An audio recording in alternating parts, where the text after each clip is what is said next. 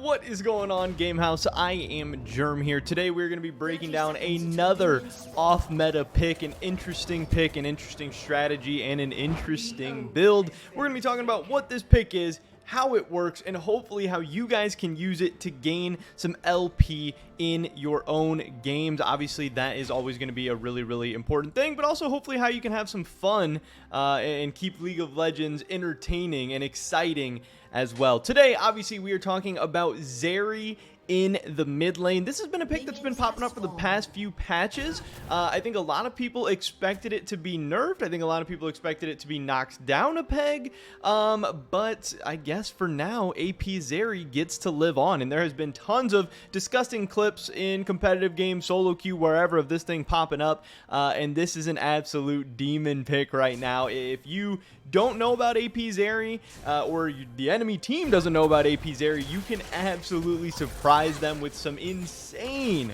one-shot, some insane amounts of damage, and that can absolutely win you some games. The player that we're breaking down on the screen today, this is Caps. This is the G2 esports mid laner.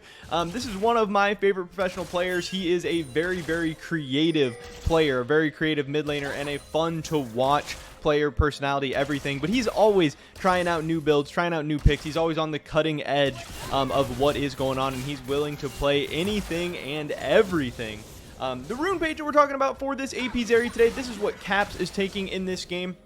He is taking First Strike with the free boots, with biscuits, and Cosmic Insight. He's also going Domination Secondary with Taste of Blood.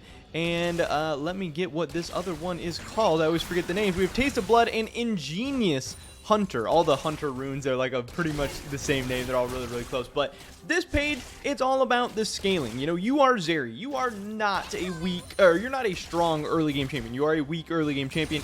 Yes, you are ranged, so there's maybe some matchups that you're going to be able to bully or do okay into.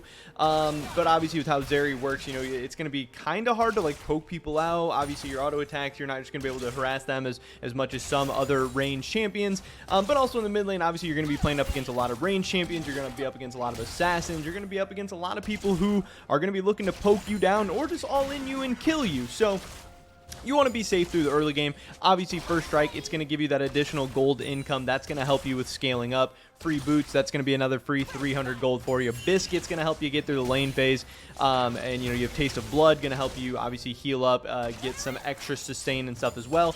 You are just trying to get through the early game. You are trying to get as much farm as you can. You're not really trying to run around too much. You're not really trying to get in fights. You know, this isn't a pick where you're looking to roam up to the Scuttle Crab at level 3 and getting a big scrap or anything like that. Now, hey, you still got to play the game. There might be a time where you got to get in some fights or do something crazy, but ideally, you're farming for the first 10, 15 minutes, maybe even a little bit longer. You're trying to get to 2 items. Once you hit those 2 items on Zeri, that's when you can really get rolling. That's when you can really get going. And talking about the build, which is a very interesting part. You can see Caps, he's just kind of jumping over walls, making some crazy plays. The build.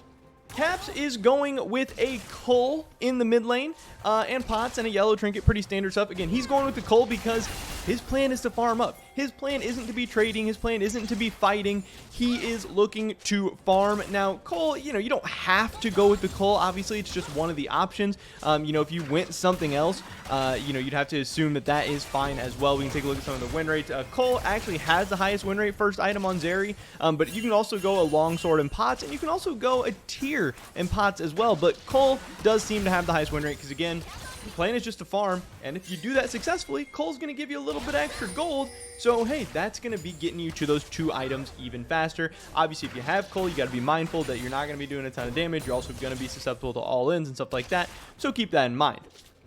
Then, the first item he builds into, you know, he goes back to base, he gets a couple of longswords, he gets that tier, and you are building a tier item. That's why you can get away with starting the tier, and then you'll be okay. He then picks up a Coalfield Warhammer, and he builds into the Mana Moon. So, Mana Moon first item, and then we start getting some AP. Obviously, this is AP Zeri, so we got to get some AP going. He goes for the Luden's item, the Luden's Echo second item. And this is obviously very, very big. This is a big thing. This is where your damage is. He finishes that at 16 minutes. Like I was saying, you know, trying to farm for the first 10, 15 minutes. He has his 2-item power spike at 16 minutes. Hopefully your tier is stacked up by then. That's when you can start going crazy. That's when you can start one-shotting people. That's when this thing starts getting ridiculous. And the reason that this build worked and what makes it so crazy is one of her abilities. So we'll get into the skills. We can look at the skill order. He starts out with a point in Q, point in E at 2, and then a point in W at 3. And then we're maxing W, and then putting a second point in Q at 5, but then maxing E, and then maxing Q last. So 2 points in Q. I don't know exactly why that is. I don't know if that was a mistake or anything, but maxing W, then maxing E, maxing Q last. If you want to put 2 points in Q, that's totally fine as well. That's what Caps does in this game. This build is all about that W, and that's why you are maxing that W first. If we take a look at the W, we can see that this ability is pretty nutty, and this is what is just one-shotting people. So Ultra Shock Laser, Zeri's W. Zeri fires an electric pulse that deals, you know, X amount of damage, 20, 55, 90, 125, 160, plus 130% bonus AD, or 60% AP, well, and 60% AP magic damage, and it slows the first enemy hit by a percentage for 2 seconds. Now, if the pulse hits terrain, you guys know, you shoot the W through terrain, a tower, a wall, whatever. If the pulse hits terrain, it expands into a laser that applies the effects in an area and critically strikes champions and monsters. Now, this base damage, plus the 60% AP, is ridiculous. It does so much.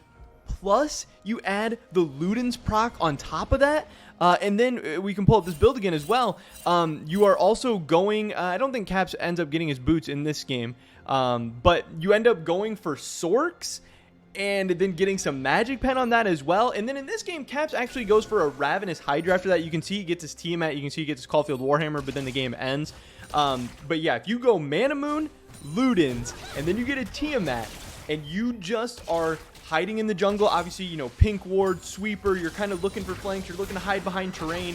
If you land one of those W's on a squishy, on the mid laner, you know, LeBlanc in this game, or the other team's AD carry, or if they have a squishy jungler or whatever, if you land one of those W's, you get 2-3 items on Zeri, and you land one of those W's, you are going to absolutely one-shot whoever you're hitting. And it's like, yeah, you know, the W's kind of slow. It's like kind of easy to dodge, but the area is pretty big. You know, people are saying it's like the size of Lux ult. And if you can shoot it, obviously you got to be shooting it over terrain. So if you're shooting it from Fog of War, you're catching people off guard a lot of the times. The range is super long, the area is pretty big, and the damage is disgusting. And that is why this thing is so frustrating to play against. I mean, we can look at the cooldown for the W, it's 12, 11, 10, 9, 8. So by the time you get max points in W, you have an 8-second cooldown one-shotting ability that, you know, that's before ability haste or anything. So you can get this thing down to like 6 seconds of cooldown. Again, a 6-second cooldown Lux ult. Yeah, it's got to be over the terrain. Yeah, you know, you got to find some setup. You got to be careful, because if you try going on a flank or something, maybe you get caught out or whatever. But also, you're Zeri, you can just jump through the walls if you get caught out. So you're jumping over walls. You're one-shotting people over walls. This build is crazy. It's super, super frustrating. Zeri mid lane has a little bit lower win rate than Zeri AD carry, but you can also go the AD carry, or you can also go the AP Zeri build as an AD carry as well. You can also go it as a bot laner. Now, I don't think it's as good necessarily for doing that. Obviously, you need to make sure, you know, you have some attack damage come out of your team, and AD Zeri is pretty good in and of herself. But this build, the Mana Moon, Sorks, Luden's Echo, Ravenous Hydra, very, very strong on Zeri right now. You will absolutely be frustrating the enemy team. You will be getting some clips. You will be getting some disgusting one-shots. And even if you're not interested in playing it, picking it, whatever, at least know that this thing is out there. At least know that this thing exists. As far as in this game, you can see Caps does have the exhaust. That can be a very, very good tool for trying to survive, for helping you kite, for getting you through the early game so you're not getting one shot. Obviously, exhaust got nerfed on this patch, so TP is probably fine. I've seen some people take Ghost. Maybe even like something like Barrier or Heal could be okay in the mid lane as well. But exhaust seems overall pretty good. But yeah, AP Zeri still alive and well, still out there disgustingly one-shotting people. It's one of the, you know, those crazy builds out there that maybe seems weird, maybe seems interesting, but it just works. And again, it's not an insane win rate. I'm not saying this is disgustingly OP or anything like that, but it's definitely annoying to play against. It's definitely frustrating to play against. And like I said, if you know the damage you're about to do and the other team doesn't, you can use that to your advantage and you can win some games. But that is pretty much it for this video today, guys. Let me drop a like if you did enjoy it. I would appreciate that so much. Leave a comment down below. Let me know what you guys think about AP Zeri in the mid lane. I would love to hear your guys' thoughts and opinions. Subscribe to stay up to date on all the Game House's latest content. Hopefully catch you guys in the next one. But until then, peace. Wanted to check out this last little fight here. Let's see what happens. All right, LeBlanc doesn't get him. All right, guys. Peace.